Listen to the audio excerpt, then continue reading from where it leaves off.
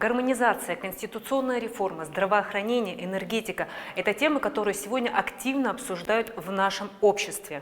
О всех плюсах и минусах новых реформ расскажет депутат парламента Батал Тапагу в новом выпуске программы «Амчра».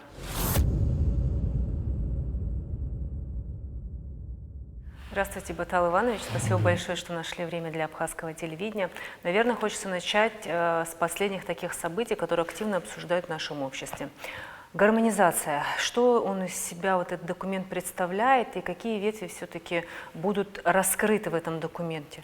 Дело в том, что я не могу сказать, что по всем законам мы уже прошлись и подготовили ответы, вернее, свои взгляды на предложения, которые есть. Но общее понимание этой ситуации, оно известно всем, в плане того, что гармонизация, насколько я понимаю, подразумевает такие моменты, которые учтены в законодательстве Российской Федерации и в законодательстве Республики Абхазия, которые позволили бы улучшить жизнь нашего населения, наших граждан. Это вполне вероятно, скорее всего, на мой взгляд, будет касаться налогообложения, чтобы не было двойного налогообложения, что позволяет нам привлечь инвестиции из Российской Федерации в Абхазию. Ну, наверняка, я уверен, когда-то будут и абхазские инвестиции в Российской Федерации. То есть, чтобы люди, которые занимаются коммерческой деятельностью или иной, не испытывали в связи с тем, что нет у нас договоренности с Российской Федерацией, неудобства в плане оплаты налоговых платежей и прочих дел.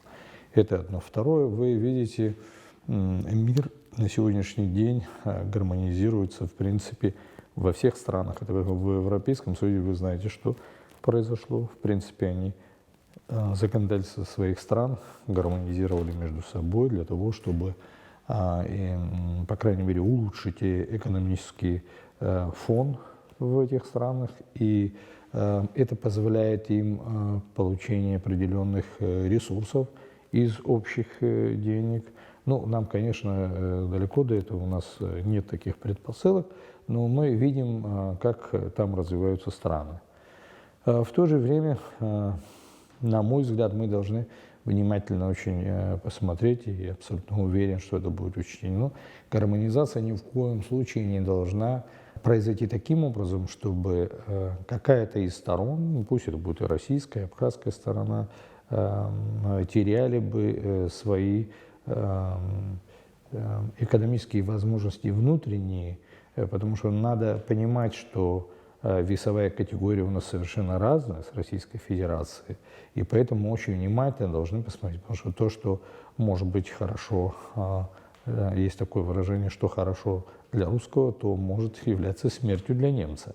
То есть, чтобы мы не попали в такую ситуацию, когда мы примем изменения в законодательство, которые принесут. Ну, такое не подразумевается никем, ни исполнительской властью, ни парламентом, никем, естественно, это не будет. То есть мы именно рассмотрим то, что, на наш взгляд, мы могли бы гармонично, чтобы это было и для российских граждан, для российского государства, и для нас тоже, что было бы удобно. Ну, предположим, там прохождение, скажем, границы, как его регулировать, чтобы, как вы знаете, сейчас встреча была нашего президента Александра Георгиевича с президентом Российской Федерации Владимиром Путиным, где они обговаривали вопрос о упрощении прохождения границы, выборочного контроля. Как в свое время в Евросоюзе, пока они не стали тем Евросоюзом, которые являются сейчас без границ, у них тоже был выборочный контроль. Ну, не всех проверяют, но если есть какие-то подозрения, могут проверить. То есть это упростит прохождение границы, и людям будет удобно. На сегодняшний день мы знаем, значит, благодаря действующей власти, они над этим вопросом серьезно поработали, снизили цены, скажем, на вывоз сельскохозяйственной продукции в 2 раза. Все вот эти пошлины и так далее, и не с нашей стороны, а договорились с российской стороной. При этом мы видим, какие препоны начинают создаваться. Потому что это огромная страна, Российская Федерация – это, значит, большая страна, и когда главный человек принимает решение, пока это дойдет до, скажем, там, до низу, оно может трансформироваться немножко в другом виде. Да, но потом будет исправлено, но вот неоднородная масса людей, так же, как и у нас, как бы там одно дело, когда принимается закон, решается, но какой-то вот работник, чиновник, там какой-то на каком-то своем уровне какую-то палку вставил для того, чтобы коррупционную составляющую составил, и вот и не решается вопрос. Вот, то есть вот все вот эти вещи мы должны преодолеть. Ну, мне кажется, ну, мы не можем от этих вещей отказываться, от гармонизации, потому что это в нашу пользу.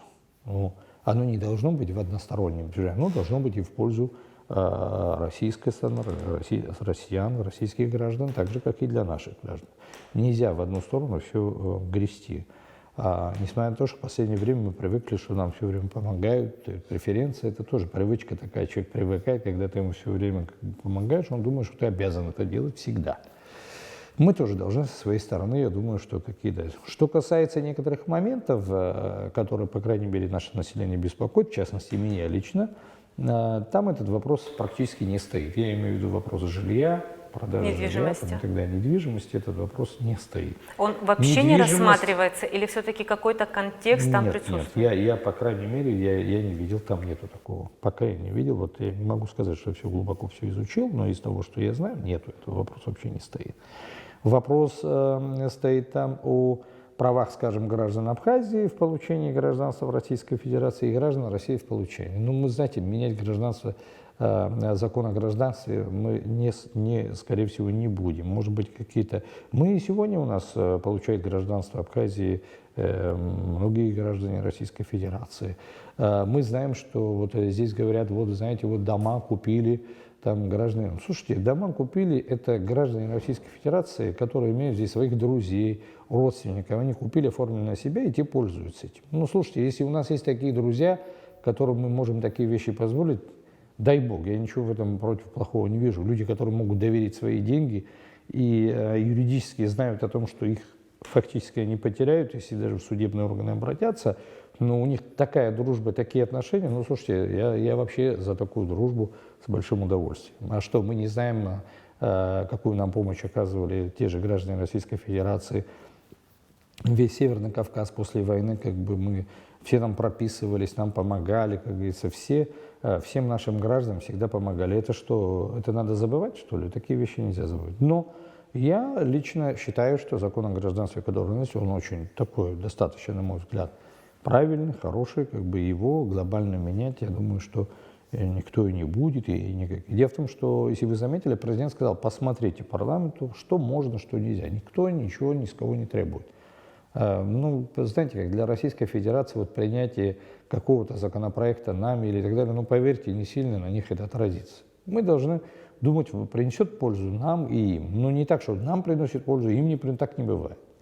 Вот в этом плане как бы такие болевые точки, которые у нас есть, это закон о гражданстве, закон о продаже, значит, жилья. Вот. У нас ведь, в принципе, не запрещено продажа недвижимости, я имею в виду не жилья, любая недвижимость, в принципе, может быть продана любому гражданину мира, нет вопросов. Там для строительства, там, значит, я извиняюсь, заводов, предприятий, там, отелей, гостиниц, но они стоят как бы и являются совладельцами. Другой вопрос, надо посмотреть закон о двойном налогообложении, чтобы человек, который в Абхазию пришел, чтобы он налоги не платил и в России, и не платил в Абхазии. Везде. Если это будет, как говорится, это непривлекательно будет, и люди сюда не придут, никто ничего не будет вкладывать. И поэтому вот этот вопрос, конечно, очень правильный. Что касается банковской сферы, там есть, значит, достаточно такой момент, связанный с тем, в плане предоставления, значит, если кредитов, чтобы по этим кредитам своим имуществом граждане страны могли нести ответственность. Ну, это может касаться недвижимости, нежилой. Ну, скажем, имеет предприятие, заложил, или отель заложил, я не знаю, что он заложил. Но это как бы, на мой взгляд, приемлемо. Это же бизнес, если этого не будет, он не будет работать. Уточните, пожалуйста, это то, что граждане Республики Абхазия могут, имея какую-то недвижимость, на территории России получить определенную сумму в банке, кредит? Да, ну, закладывая свое имущество. Какое имущество можно закладывать? Вы знаете, я считаю, что там жилье закладывать нельзя.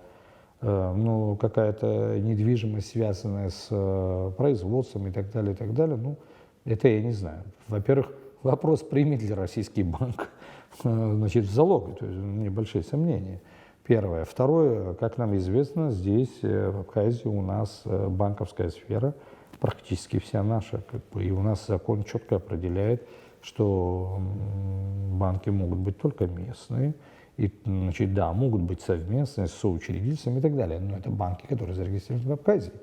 А банки, зарегистрированные в Абхазии, и так могут брать значит, в залог имущество. Но, насколько мне известно, в последнее время жилье даже они не берут как залог.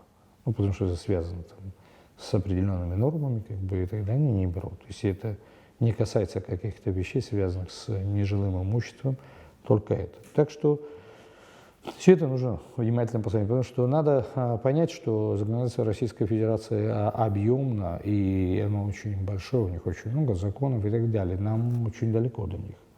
И поэтому нужно вот выборочно посмотреть, где мы можем все это использовать, чтобы это было хорошо и для нас, и для них, и так далее. Ну, это достаточно такой, скажем, очень тонкая работа на уровне законодательных актов, где нужно очень внимательно посмотреть. Я думаю, что парламент все это изучит, спокойно посмотрит. Из этого создавать какой-то ажиотаж, как бы, нет. Я, например, никоим образом, в свое время это было подписано на основании договора, который был заключен в 2014 году. После этого были встречи, вы знаете, прошлогодние встречи. Это письмо нами получено еще при исполнении обязанностей значит, премьер-министра господина Буганба Валерия Шуховича. Он подписывал это соглашение и так далее. Но ничего в ней дурного нет, я не считаю, кого-то в этом надо. В данном документе рассматривается вопрос нашей энергосистемы? Дело в том, что то, что касается энергосистемы, вы знаете, мы приняли закон. Может быть, он сырой, не сырой, не важно, но там четко закреплено то, что энергосистема, та, которая сегодня существует, она может быть собственностью только государства. Но, послушайте, нет там запретов в отношении того, что если инвестиции какие-то могут пойти в систему энергетики, то самое главное, что это остается собственностью государства. Но никто не запрещает создавать новые гидроэлектростанции, строить новые линии, создавать новое что-то. В этом законе нету запрета. Это касается только того, что у нас сегодня есть. Это Ингургес, линии электропередач, которые у нас тогда.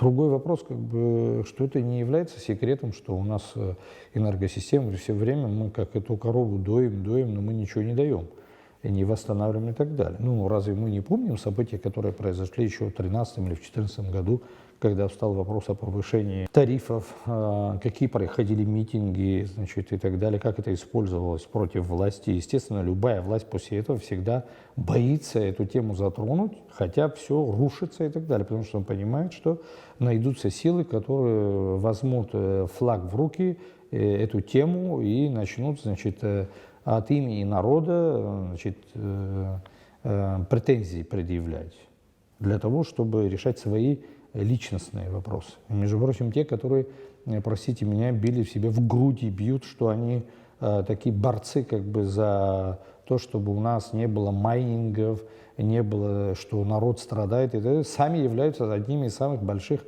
владельцев этих майнинговых ферм. При этом я ничего в этом, собственно говоря, тоже, с другой стороны, плохого не вижу, ради бога.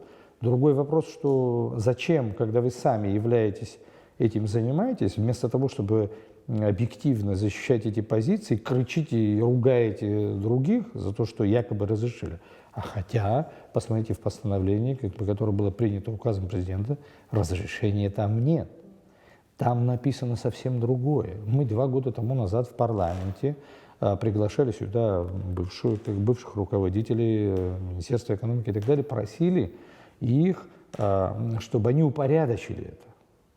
И они 30 декабря прошлого года прислали в парламент сюда, к нам, чтобы мы это рассмотрели. Там все названия, что такое майнинг, кто оператор и так далее. Все это написано. Другой вопрос, что парламент, как бы мы, это вина наша парламента, мы до конца не рассмотрели, не сделали. Тянулось все это дело, потом пандемия, потом выборы, и, в общем, все вот так вот шло. И когда пришли новое руководство, в частности, Министерство экономики, Кристина Константиновна, и я один из тех депутатов парламента, который сказал, упорядочить это дело, чтобы это законно было. Не воровали, как бы, вот, как сейчас начали выключать. Они же все, редко кто что вообще платил. Мы сказали упорядочить и сделать. Но никто же не сказал, и нет в указе президента как бы, и кабинета министров о том, чтобы людям не дать, гражданам отключить свет и давать майнерам. Такого нет. Есть решение Черноморэнерго, где написано о том, что они хотят всех, кто этим видом деятельности занимается, упорядочить, узаконить. И в договоре между Черноморэнерго и вот этими фермами майнингами, их, ну, кто их, собственно говоря, организует, есть соглашение, в котором написано, что если будет избыток электроэнергии, Черноморэнерго им решит, только тогда им продают. Там все четко написано. Другой вопрос, что вот такой шум создали, мутную воду, при этой мутной воде потом кричат, что вот есть кто имеет ближе, значит, к руководству страны, к руководству Черноморэнерго, что им разрешат, а нам не разрешат. Ничего подобного. Там же лежат конкретные условия договора, по которым, говорится, вот министр экономики нам говорил, главный директор Черноморэнерго, говорится, господин Логуа, о том, что четко написано, если будет избыток электроэнергии, ее продать, потому что это единственный способ, на мой взгляд, по крайней мере в Абхазии, где государство может заработать, продав там по рубль 50 или поскольку, я не знаю, заработать деньги для ремонта наших линий электропередач. Мы теряем, насколько вот специалисты говорят, и не специалисты в этой области, до 30, почти до 40% на передаче из Ингургеса в Абхазию электроэнергию. Чтобы мы не теряли, нужно менять линии электропередач. Линии электропередач стоят денег. Так вот я считаю, что изымая такие деньги, меняя линии электропередач, мы можем довести от потери от 30-40% до вот допустимых в мире, я не знаю, там 5, 6, до 10 сколько. Представляете, сколько мы сэкономим электроэнергии для страны. Это можно опять продать, и за счет этого можно поставить новые, я извиняюсь, подстанции сделать, поставить счетчики, и люди будут тратить вот то, что они тратят, а не просто расходовать. Это тоже сэкономит. И в экономике будут деньги не только для майнеров, это будет и для гостиниц, для заводов, для новых предприятий. Мы сэкономим. Но иначе невозможно. Мы же не можем каждый год просить у Российской Федерации дайте ходить как на подаяние. Это неправильно. Потом, вот многие кричат, что надо сохранить, чтобы это было у государства. А как, никто не говорит. И я вижу, что сохранение возможно только тогда, когда у нас вот такая ситуация. Я вообще считаю, что никогда не стыдно выйти перед своим народом и сказать, что у нас вот такая ситуация. Мы должны сегодня часть продать, на эти деньги отремонтировать, и потом мы будем иметь хорошую электроэнергию. Что в этом стыдного, я понять не могу. Зачем врать? Все хотят говорить, что вот все хорошо, мы то сделаем, это сделаем, и в итоге ничего мы не имеем. А многие не хотят, чтобы это узаконили. Здесь я в парламенте, наверное, предлагал тот, который подключается без разрешения государства, без разрешения Черноморэнерго, без договора, вплоть до конфискации этого имущества. И все люди поймут, что нужно официально договариваться и получать разрешение, и будут платить. Мы можем ежемесячно, и это специалисты сказали, опять-таки, до 50 миллионов рублей получать за счет продажи этой электроэнергии. Ну, понятно, скажем, зимой невозможно, но в договоре написано, зимой они не продают, продадут весной, когда будут. Но это же для государства хорошо. Но мы все хотим превращать вот в политику, как бы там, мне так кажется, многие этим занимаются. Сами же все это имеют и так далее. Вот копнуть, все тут друг друга знают. Все хорошо знают вот за этими красивыми словами. Слава богу, еще, знаете, мне понравилось в одной передаче российской, в свое время, в советское время были, знаете, многоэтажки, там лавочки, бабули сидели, особенно это в российских городах. Эти бабули там из дома выходишь, могли тебе замечания сделать не так, одеть не так, могли оскорбить. Сейчас такая возможность есть, зашел ты, зарегистрировался в этих там на всяких разных сайтах и можешь лить всякую грязь на кого угодно, ничем не подтвержденную, оскорблять, все, что хотите делать. Ну, это сплетни, как говорится, распространять и ходить. Ну, в этой области, я думаю, что мы занимаем достаточно, так сказать, там, в первую пятерку, десятку мировую, видимо, входим. Вот сплетни, там, говорить гадости, значит, и так далее, и тому подобное. Знаете, вот меня поразило во встрече вот с руководством, я узнал, вы помните, там писали, что вот президент поехал, значит, не хватало еще грибами заниматься в Подмосковье и так далее. Ну, грибами занимался, заодно, как говорится, с властями договорился, насколько я знаю, Московской области, что они обещали нам сделать безопасный город. Ну, слушайте, личные контакты никто никогда не отменял, на личных контактах весь мир держится.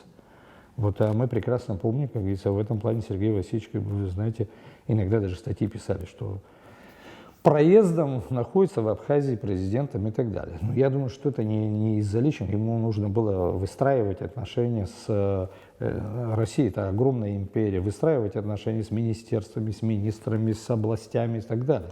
И если наш президент Аслан Георгиевич Мирзоян этим не будет заниматься, нам хорошо не будет. Нужно выстраивать. Есть, конечно, президент Российской Федерации, который благожелательно к нам относится, помогает и так далее. Но надо работать со всеми. Мы, на мой взгляд, должны стать такой страной, где практически каждый россиянин и весь российский цвет, я извиняюсь, и культуры, и науки, и так далее, должны посещать Абхазию очень часто. Мы должны учиться многому, мы должны приглашать. Все только это даст нам возможность расти, учиться, двигаться вперед. А для этого нужны личные контакты. Возвращаясь к энергосистеме, все-таки есть ли риски? Вот мы все знаем, что вот 40 копеек наше население не в состоянии оплатить. И вроде бы есть механизмы урегулирования этого вопроса, но мы никак не можем с этим справиться. Предположительно, что цена, естественно, будет больше. Если мы сейчас не можем обязать нашего гражданина выплачивать 40 копеек, как мы сможем обязать его 2 рубля, 3 рубля? Кто знал несколько лет тому назад, лет 5 тому назад о майнингах, о том, что можно криптовалюту делать? Кто-нибудь знал об этом? Но так получилось, что вот такая ситуация. Нужны новые технологии, они чем не отличаются, что мы, хоть и маленькая страна, но мы использовать можем это. Вы за то, чтобы мы собственными вот этими ресурсами, именно майнингами, мы должны полностью направить Я считаю, туда? что мы максимально. Вот сегодня зима, сегодня тяжело, людям надо дать свет и так далее. Мы не можем, скажем, никаким майнерам ничего продать. Мы сперва свое население. Как только появляется возможный излишек, ее надо продать, заработать эти деньги и вложить, опять-таки, не куда-нибудь, не в бюджет. Не, именно только в энергетику, на ее восстановление. И таким образом все время генерировать это для того, чтобы поднять нашу энергетику, восстановить ее хотя бы в нужном. При этом это можно делать таким образом, что можно будет цену не поднимать на электроэнергию. Вот за счет них можно для остального населения не поднимать. Но при этом нужно ставить счетчики, чтобы люди, понимаете, вот бесплатно это то, что дается, никогда человек не ценит. Чтобы люди понимали, что за то, что они берут эту электроэнергию, 40 копеек, чтобы они платили. У нас не платят до 40%, даже 40 копеек. Понимаю, там есть разные люди, кто-то не имеет возможности, кто-то там и так далее. Но даже те, которые не имеют возможности, не платят. Поэтому мы должны поставить счетчики. У нас в городе установлены, еще при Росзонтаре были установлены, и там не заплатишь, выключили, и на этом все закончится. Такие счетчики везде. Когда такие счетчики поставишь, электроэнергии будет достаточно. Запасы будут. Продай эти запасы, починили не электропередачи. Ну что в этом такого? Это возобновляющееся. И в инвестиции новые можно. Наш закон не запрещает, скажем, кому-то строить небольшие гидроэлектростанции. Это ради бога, пусть строят, проблем никаких нет. Но у нас вот 3 перепадные еще, так далее, их надо восстановить. Это огромные деньги нужны. Но тоже, видимо, нужно найти какие-то, если внутренних инвестиций не хватает, можно найти. Это же не значит, что мы энергетику кому-то отдали. Ничего подобного. Можно на какое-то время дать. Это собственность государства, которое будет восстановить и часть электроэнергии забирать у них. Часть отдавать на какой-то срок. Потом по истечении этого срока останется. Мы не знаем, какая энергия. Посмотрите, какая сейчас возобновляющаяся энергетика, какая в мире идет. Посмотрите, уже самолеты летают на возобновляющейся энергетике, которая, маленькая страна. Вот такое мнение, которое вы сейчас нам объяснили, оно имеет отклик у руководства страны, что именно мы своими силами должны справиться с такой ситуацией? Слушайте, насколько я понимаю, конечно. Я другого не слышал ни от кого. Вы знаете, я понял ваш вопрос. Значит, создается вот такая идея, специально придуманная, не хочу называть кем, что кто-то заинтересован в том, чтобы нашу энергетику кому-то продать. Я такого не слушал, что вообще за какой-то бред, понимаете? Кто? Почему кто-то считает, извините меня, сидя там на лавке, что он больше патриот, как бы, чем те, которые, как говорится, там, депутаты парламента, или министры, или президенты и так далее. Я вообще не совсем вот это понимаю. Что они считают, что они... Кто-то он считает, что вот он лучше, чем другие. А что, а другая часть населения, они не патриоты, да? Кто-то не говорит, что ли? Я не понимаю вообще. Да это просто для того, чтобы, на мой взгляд, по крайней мере, ковыряться там, найти какую-то, я извиняюсь, вот, устраивать какие-то шумы там на ровном месте. Когда тебя не видят, чтобы ты кричишь и на тебя смотрят. И весь разговор. Я никогда не слышал, что у кого-то какая-то подобная задача стоит. Я думаю, что как бы все они гораздо не менее патриоты, чем я или кто-либо из нас с вами. Ну кто это не любит? Но есть логичное и правильное решение вопросов. Просто когда вас ставят на решение какого-то конкретного вопроса, вы этот вопрос должны решать. И вы начинаете искать методы, как это решить правильно. И искать подвох, разъяснения. Если кто-то умный есть, кто может лучше предложить, но я это тоже не вижу, никто ничего ведь не предлагает.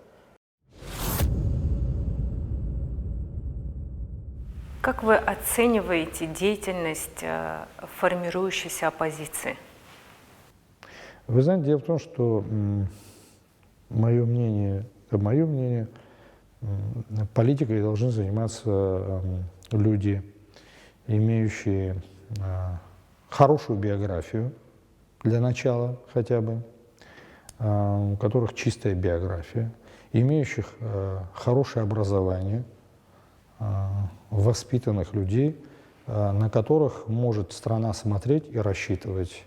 Мы должны исходить из того, что тот, кто пытается заняться политикой, что этот человек не только на улице с нами будет разговаривать, а он будет общаться с руководителями других стран, общаться с достаточно высокообразованными, умными людьми и может на их уровне держать, как бы управлять страной. А не, знаете, вот вчера заниматься, значит, не хочу никого оскорблять, незаконными вещами, там, иметь как бы биографию, которая не подходит никуда, как бы, когда они не могут являться примерами для молодежи и так далее, сегодня пытаться там прийти к власти как бы и откровенно с разбойничьими как бы взглядами на жизнь. Я не считаю, что это правильно, и что в оппозиции, что во власти таких людей не должно быть вообще. Примером должны быть те, которые этим делом занимаются. У нас другая молодежь, люди до сих пор не поняли, что совершенно другое время, некоторые люди не поняли. У нас высокообразованная молодежь, если они что-то говорят, там, если даже они критикуют и так далее, ну, то нормально, надо воспринимать это как правильно и так далее. Но это мы должны сидеть с этими людьми и понимать, что это образованный человек, это который видит завтра, он видит решение вопроса и так далее. А когда у вас, как говорится, одно только преимущество, что вы воевали во время войны, и больше никаких, все остальное у вас темное, как бы, я не считаю, что вообще в политику таких людей. И вообще, что считаю, что я 12 лет был председателем ЦИК, и я не понимаю многих избирателей, которые приходили, голосовали за людей, которым они бы не доверили ничего. Но пришли, проголосовали. Кому-то муку дали, кому-то сахар дали, кому-то щебенку насыпали и так далее. Так нельзя. Это государственные люди, которые будут отвечать завтра. Если мы от этого не уйдем, такие люди не должны быть примерами для детей, для молодежи, для нас там, и так далее. Мы должны гордиться теми людьми, которые занимают те или иные должности. Неважно, он в политике, в культуре, в руководстве, неважно. Ну, как это у абхазов такое выражение, человек, который за нас говорит, который нас представляет, которому можем доверить. Это должны быть образованные, воспитанные люди, которые могут пример как бы, показать, что надо делать и как. Ну и потом у нас, как бы, к сожалению, люди, которые занимаются коммерцией там, и так далее, их в политике пока нет. А они, извините меня, приносят большую нагрузку экономическую и так далее. Они работают большой вклад. И они тоже должны прийти, потому что они на своем примере знают. Мы принимаем много законов экономического характера. И они, те люди, которые несут это бремя, они должны говорить и принимать эти законы. Я говорю, что это нельзя, потому что это ударит в это место. Вот Мы не все слои, как бы, знаете, вот на бравурных речах выбираем, значит, людей, которые, ну, некоторые откровенные, на мой взгляд, как бы, ну, вообще как бы не находятся не только в положительной, а больше мне напоминают преступников. Понимаете, несмотря на это, общество как бы на них реагирует, что-то слушает там, и так далее и тому подобное. Я вообще это не понимаю. Я это говорю и в лицо могу сказать. Этим людям как бы вообще тихо сидели бы, молчали бы, чтобы видно не было. А они пользуются как бы там наглостью, потому что у нас стало, что неважно, что в политике хамство и наглость воспринимаются за, значит, успешного человека. Как бы. От этого мы должны уйти. У меня такое мнение. А в оппозиции есть наверняка, ну я сейчас не вижу такой какой-то, там есть нормальные ребята, молодые, там предлагают что-то, говорят, ну ради бога, всегда. Я просто считаю, что люди с преступными наклонностями не должны вообще быть в политике. У них место совершенно в другом месте. А эти люди, я вижу, как бы появились вот в наглую, как бы пруд, как танки, еще кто-то им что-то там говорит. Должны другие люди, пожалуйста, надо слушать рациональные, нормальные вещи. Люди потом будут выбирать, кто лучше, кто хуже, там, и так далее, пожалуйста, выбор. Но выбор должен быть среди хорошего и лучшего, а не среди плохого. Но моя точка зрения такая.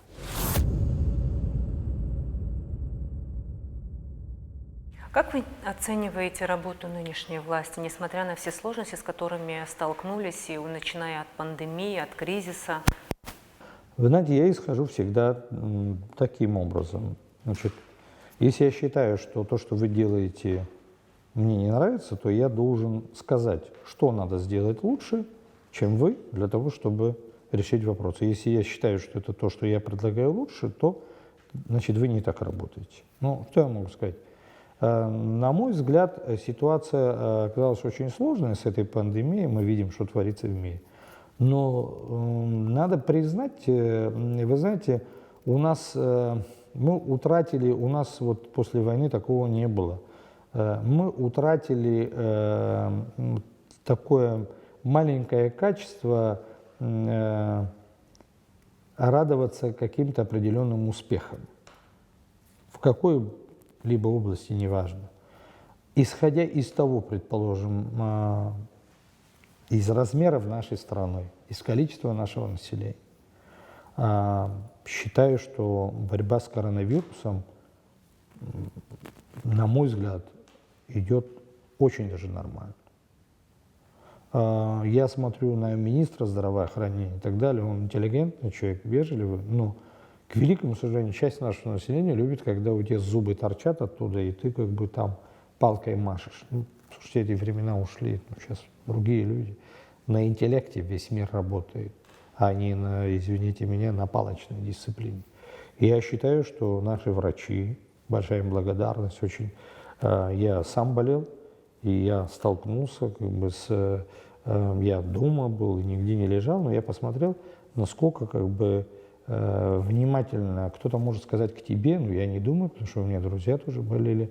Значит, даже вот начиная от участкового врача, я ее вообще, как бы, честно говоря, этого не знал, но, к счастью, не болел, поэтому вот, там вот, ЧКАДО, руководитель, там, значит, городской, и врачи с больницы и так далее, где куда ты не позвонишь, тебя проконсультируют, скажут, что могут и так далее. Могут помочь, помогают. Вы посмотрите, во всех больницах у меня знакомые лежали, друзья там и так далее. Мало того, что они там работали в тяжелых условиях и так далее, ни в чем не было отказано и так далее. Ну, пусть это будет заслуга Минздрава, работников, значит, больницы, врачей, медсестер, санитарок и так далее. Не будем хвалить там власть, что там кабинет министров, там президента, что они что-то сделали, чтобы это было. Но это же есть.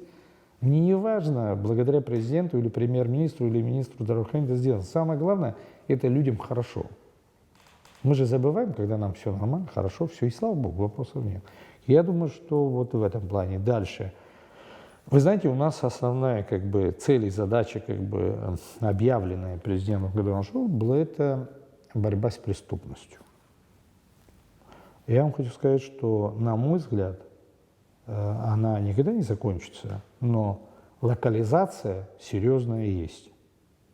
Сейчас, как вам известно, я не хочу говорить о властях, которые были, есть или будут.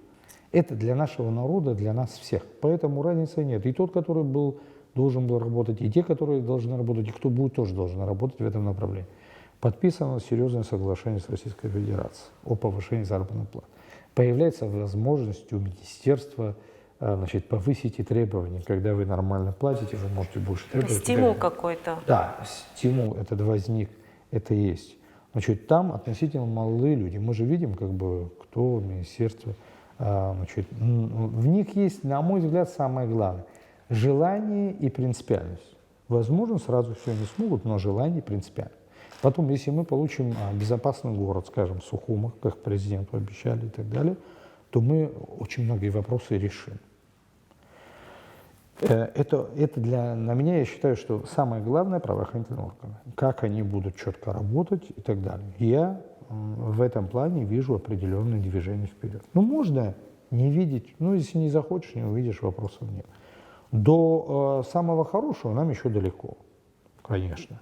Но, по крайней мере, желание, принципиальность, проявление этой принципиальности и так далее – это все есть. И это мы должны быть. Если вы помните, мы все время говорили, в частности в парламенте, все время говорили, что российские машины, то есть наши туристы, которые приезжают в Абхазию, их машины нельзя останавливать, чтобы не оставляли материал. В этом году, я думаю, что они достигли очень хороших высот в этом плане. Я не могу сказать, что вообще ни одну машину 100% не остановили и так далее. Вполне вероятно, такого не может быть. Но однозначно жир с этого был снят, что машины не останут и так далее. Это, поймите, каждый один турист, приехал в Абхазию на своей машине, проехав, если его никто не остановил, никто до него не докапывал, он, приезжая, рассказывает о том, что он был в Абхазии, там так хорошо и так далее. И завтра приедут еще двое, еще трое, которые мы должны этот уровень все время поднимать. Турист для наших граждан должен быть гостем. Гостей мы всегда умели встречать. И когда мы этого добьемся, и правоохранительным органам тоже будет легко работать. Нам же больно каждому из нас, когда какого-то туриста обидели или кто-то приехал. Это неприятно, это оскорбление для нас лично всех. Мне кажется, в этом плане движение есть. Не хочу особо кого-то перехваливать и так далее, в этом плане. Дальше, посмотрите, у нас были серьезные провалы, связанные. Мне, например, импонирует, что у нас власть каждый раз не выступает, какие мы хорошие, что мы сделали, ай, молодцы, ай, это, вот сюда. Они это должны делать, и это молча надо делать. И мне кажется, что они молча это делают. В частности, например, возьмем, город Сухум тоже. Надо признать к чести, главы администрации, те, кто с ним работает, они тоже пережили, как говорится, полгорода, занимаются серьезными делами. Не показухой, постричь, как говорится, извините меня, цветочек какой-то, и ходить с камерой, бегать, как говорится, вокруг этого цветочка, ой, что сделано. А сделать капитальные вещи. У людей должно быть хорошее водоснабжение, хорошее электроснабжение и чистота. Вот главные вопросы, фундаментальные. А кусты у нас, у нас природа такая, субтропики. Вы сегодня пострижете, через полгода опять, они будут опять стричь. Она опять будет с камерами бегать и стричь. Я против этой показухи. Это я считаю, что неправильно. На мой взгляд, по крайней мере. Мне кажется, что такие, шаг за шагом, мелкими шагами идет движение. Все мы хотим такого старта, но, извините, надо посмотреть, какие у нас ресурсы, какие возможности. Например, вы сейчас с цитрусовыми у нас, видите, что происходит там, в прошлом году платили 12 рублей, 11-12. В этом году, как говорится, довели до минимума, там 6 рублей платят, это с НДСом российским и так далее, минимизировали. Я считаю, что бизнес тоже пошел на встречу, отказался от своих маржинальностей большой ради того, чтобы понять людей, крестьян, которые вырастили эти мандарины, многие надеются только на них продать, заработать что-то.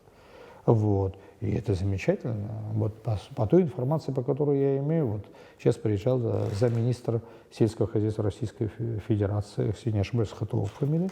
И в разговоре этот человек, он очень благосклонно относится к Абхазии, самому Министерству сельского хозяйства, как и все руководство Российской Федерации. Дали обещания и возможности, чтобы помочь нашим крестьянам еще с техникой и так далее. Но, на мой взгляд, это надо рационально, точечно делать, потому что, я считаю, что бездельники и люди, которые не хотят работать, им помогать не надо.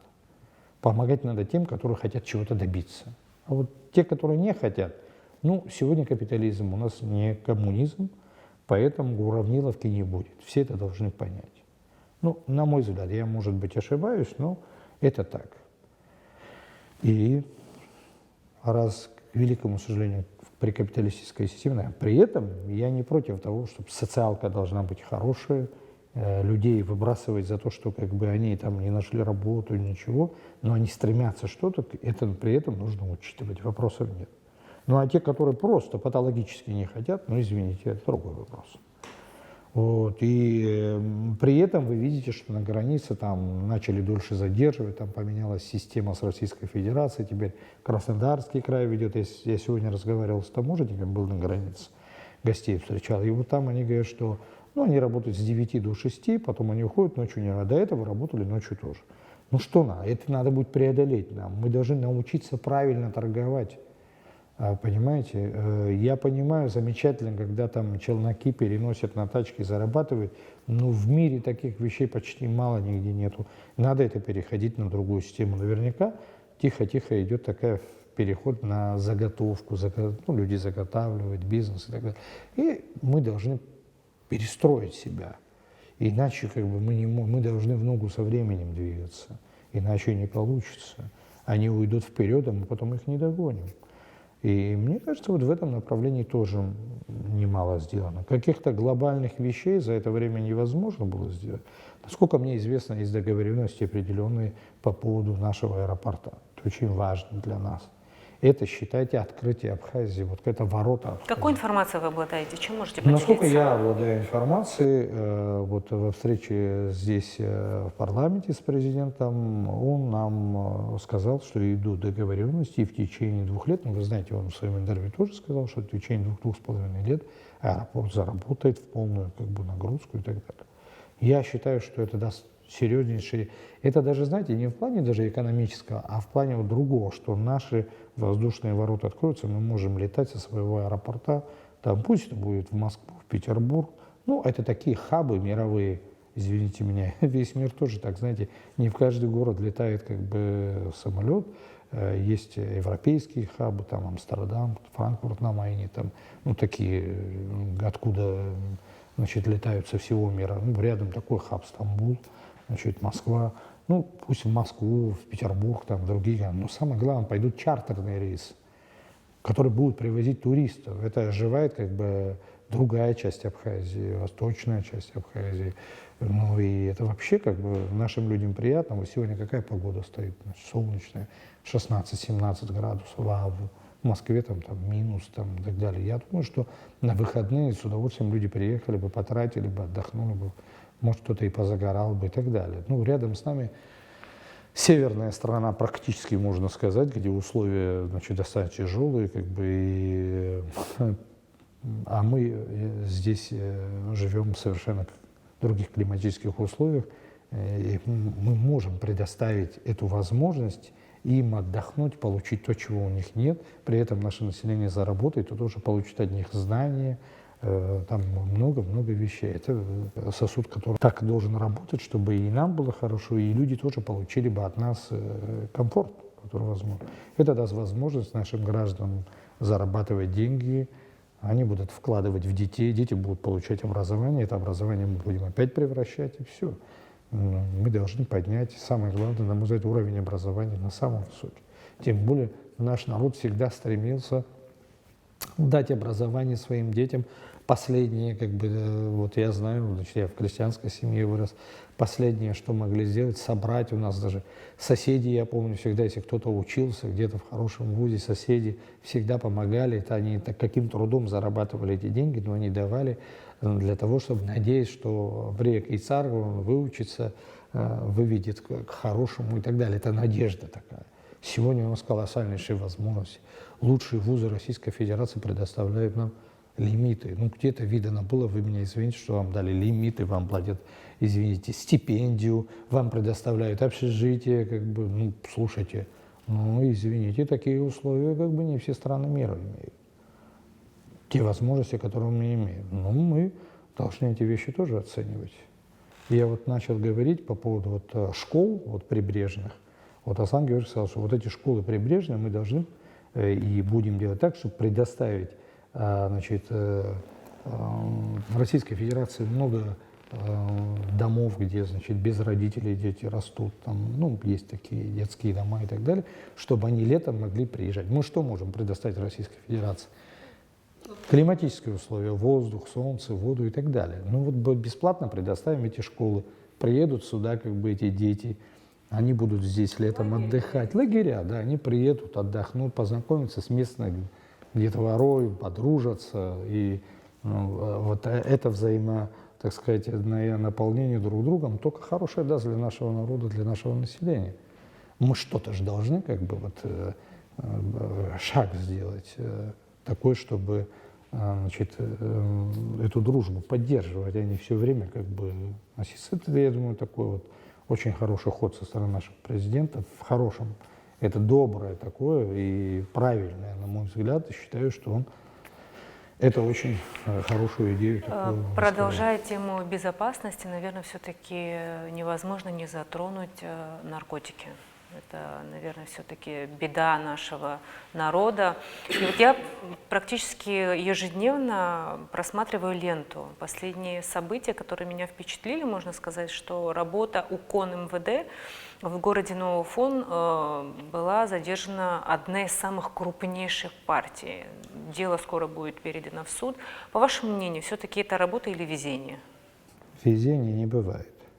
Дело в том, что надо заметить, Дмитрий Сергеевич Сбар, будучи депутатом нашего парламента, он по его инициативе была комиссия по борьбе с, значит, наркодилерами и так далее. Он очень много внимания уделял, будучи депутатом тоже. И я вижу, он оказался молодцом, перейдя в Министерство науки, этому очень серьезно уделяет внимание. Но везение так не бывает. Это разработка серьезная. Дело в том, что в этом, насколько мне известно, и МВД, и Служба государственной безопасности, которая она меньше себя как бы демонстрирует и правильно делает, нам не нужны вот герои, как бы, которых мы будем, они когда четко работают, это нормального человека как бы больше радует, чем демонстрация. Я считаю, что никакое не везение, очень серьезно работают. Другой вопрос, что, конечно, это очень тяжело очень. Мы сейчас работаем, мы сейчас планируем здесь уже в парламенте, может быть, хотим обратиться в кабинет министров, там есть немножко моменты, связанные с количеством этих наркотиков и так далее. Имеется в виду вот это коноплю там, и так далее, вот по срокам. Видимо, обратимся вот по дозам и так далее. А по всем остальном это, конечно, заслуга Министерства внутренних дел, Службы государственной безопасности, они совместно работают, но МВД, я считаю, что Дмитрий Сергеевич продолжил то, что он говорил там и работает. И я надеюсь, что и во всех остальных направлениях будет то же самое.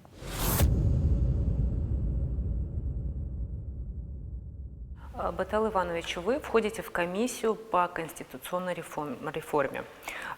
Пока еще заседания не было, но ваше мнение вообще по всему этому вопросу? Я вообще-то входил еще и в ту комиссию тоже до этого, которая была при прошлом президенте. Но как-то у нас не сложилось. Я надеюсь, что не сложилось, как комиссия практически реально не работала. Я надеюсь, что сейчас как бы она заработает. Но у меня есть свое мнение. Я как бы, когда буду на комиссии, скажу, что я думаю, я не отказываюсь от этого ни при какой власти. Я считаю, что президент при назначении кабинета министров должен все-таки пропускать их всех через парламент.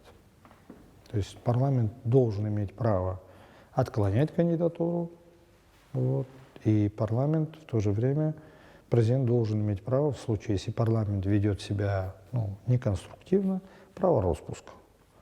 То есть если, скажем, 2 раза разные кандидатуры не проходят, третью, если не пропускает кандидатуру, то президент имеет право распустить парламент. Это нормальное явление, я думаю, что в этом ничего плохого нет, нам надо будет к этому привыкнуть, потому что, знаете, говорить однозначно, что вот парламент всегда прав, хороший, а президент не прав, не получается. На это были у меня другие взгляды, но из жизни как бы вот не всегда получается так, как теоретически ты предполагаешь. Но я все-таки считаю, что формирование кабинета министров, хотя все правильно, президент возглавляет исполнительскую власть, несмотря на это, пропускать через парламент нужно. Потому что некая солидарная ответственность за исполнительскую власть у парламента тоже должна быть. Это обязательно нужно, потому что мы всегда надеемся на хорошего президента, на хороший парламент и так далее. Но бывает иногда, что все может быть не так, как в принципе хотелось бы. И поэтому некие сдерживающие факторы должны быть. И считаю, что когда президент представляет кандидатуру министра, конкретно он должен предлагать свою программу, как он видит решение тех или иных вопросов, в какой период это он видит, как он это собирается делать и с помощью чего. Парламент должен слушать, должны проходить открытые парламентские слушания, где все это должно проходить. При этом надо понимать, что парламент тоже может оказаться, мы же должны из худшего исходить, парламент тоже может оказаться неконструктивным, может оказаться просто чисто оппозиционным, исходя не из реальной ситуации, не из рациональных вещей, а просто. Мы иногда видим, это у нас бывает, что люди против голосуют не потому, что это полезно для страны или не полезно, а потому что им не нравится, что вот кто-то представляет этот законопроект и так далее, без всяких оснований. И, соответственно, если подобные вещи будут происходить, у президента тоже должна быть возможность при блокировании вот таких вещей, распуск парламента тоже. Считаю, что вот поделиться вот, властью в плане вот этих вещей должно быть. И далее, думаю, что это даст возможность серьезных сокращений аппаратов. Я имею в виду там, и в кабинете министров, и в администрации президента, и создание более сильных министерств, которые непосредственно подчиняются президенту. Ну, это как бы такая смешанная там система управления, как там у американцев такая система есть смешанная, то есть вот такого вот локального характера, ну, конкретно. И отчетность. Ну, в связи с пандемией сейчас у нас нарушилась, потому что перед пандемией Аслан Георгиевич хотел пригласить весь кабинет министров в парламент, и они отчитывались президенту. Ну, надеюсь, это закончится, и это будет продолжаться. То есть вот эта отчетность, это дает возможность корректировать работу, менять как бы тех или иных специалистов на лучших и работать более продуктивно, на мой взгляд. Я это буду предлагать. За вашими плечами колоссальный опыт все-таки и политический, вы работали в разных сферах. На ваш взгляд, нынешний созыв парламента оставит ли за собой какой-то такой шлейф в истории? Все-таки будет ли какое-то достижение, что вот этот созыв войдет в историю Абхазии? Ну, пока еще время есть, может и войти, я надеюсь, в хорошем плане, а не в плохом. Всегда можно попасть в историю или так, или так. Ну, может быть, как бы не надо ни в какую историю попадать, а просто нужен был. Я считаю, что по потенциалу этот парламент, вот нашего созыва, я ко всем коллегам с уважением и любовью отношусь, там пройдет эти 5 лет, мы, возможно, со многими останемся в друзьях там, и так далее. А по своему потенциалу, думаю, что этот парламент был один из самых лучших, по своему, но не реализован. Совершенно не реализованный, ну, неэтично говорить, как бы почему, но не реализован. Здесь очень много молодых, перспективных, ну, думаю, что они еще в политике себя покажут, но, знаете, здесь нету людей, которые в парламент попал, у которого нет каких-то качеств хороших в том или там, и так далее. Другой вопрос, чтобы это проявить, как бы надо дать возможность, чтобы он это проявил.